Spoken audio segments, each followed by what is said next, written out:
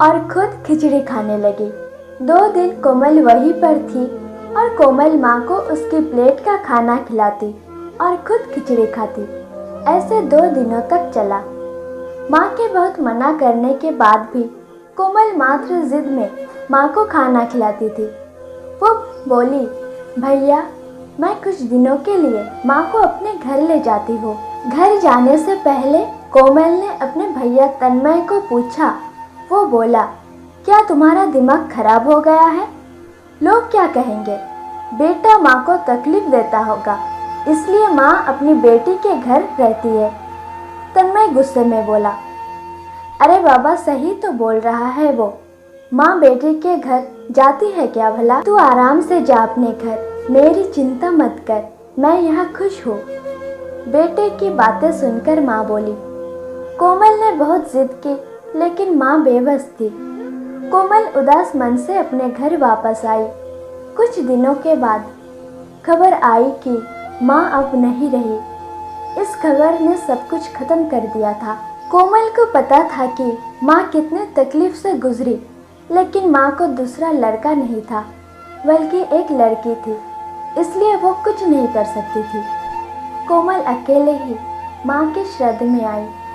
आज माँ के श्राद्ध में 56 तरह के भोग बनाए गए।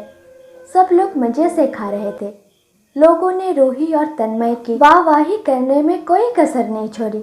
दुनिया में सबसे अच्छा बेटा और सबसे अच्छी बहू कह रहे थे उन्हें। माँ के गुजर जाने के बाद इतना विचार कर रहे हैं, तो माँ जिंदा थी तब कितनी सेवा की होगी दोनों ने। कमल दुखी होकर माँ की तस्वीर की तरफ देख रही थी। तभी, दीदी चलो आप भी खाना खा लीजिए, रूही कोमल को बोली, जो माँ के रूम में माँ की तस्वीर सीने से लगाकर रो रही थी। वो बोली, नहीं भाभी, मुझे नहीं खाना। लेकिन क्यों? आप नहीं खाना खाओगे तो माँ की आत्मा को कैसे शांति मिलेगी?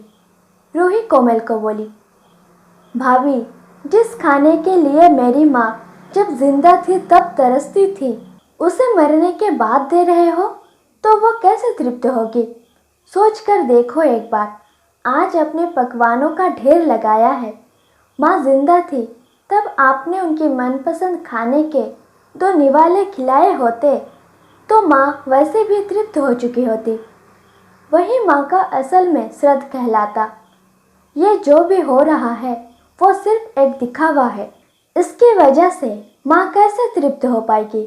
और जो घर से मेरी माँ अतृप्त होकर चली गई, वो घर से मैं कैसे खाना खा सकती हूँ भला?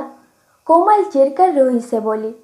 तभी वहाँ पर तन्मय भी आ गया।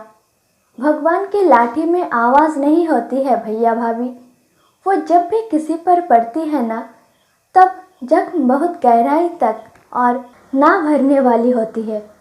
आप भी तो 2 बच्चों के माता पिता हो, लेकिन मैं भगवान से दुआ ज़रूर करूँगी कि आप जब तक जिंदा हो तब तक आपको अतृप्त ना रखे।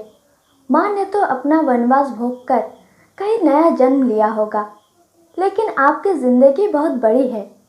कोमल ये सब बोलकर माँ की तस्वीर लेकर चली गई। पीछे रूही और तन्मय की गर्दन शर्म से झुक गई। दोस्तों, माँ बाप जिंदा है तब तक उनकी सेवा करना, उनकी हर इच्छा पूरी करना, वही उनका असली श्राद्ध होता है। उनकी मृत्यु के बाद कितने भी 56 भोग बनाए, सब व्यर्थ है। कहानी आपको कैसी लगी हमें कमेंट करके ज़रूर बताएं। वीडियो को लाइक करें, शेयर करें और ऐसे ही नए नए कहानी सुनने के लिए चैनल को सब्सक्राइब करें। धन्यवाद।